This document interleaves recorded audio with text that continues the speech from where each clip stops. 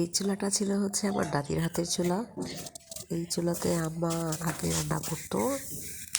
প্রায় 8 বছর হয়ে গেছে এই চুলায় আর রান্না করা হয় না।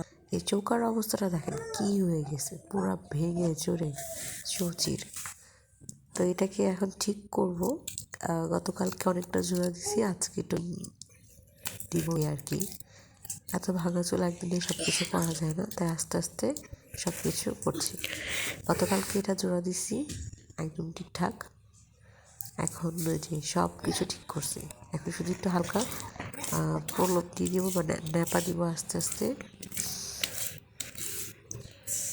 আগে কখনোই চুলা ন্যাপা বা পোছা কিছুই করি নাই, এই প্রথমবার এই চৌকাটাকে ঠিক করলাম একা একাই। আমাকে কখনো দেখিনি চুলা চাটকি ন্যাপার কাজে, কখনো আগে গেছে, কিন্তু শাশুড়ি মাশাআল্লাহ খুব পারদর্শী চুলা ন্যাপাই।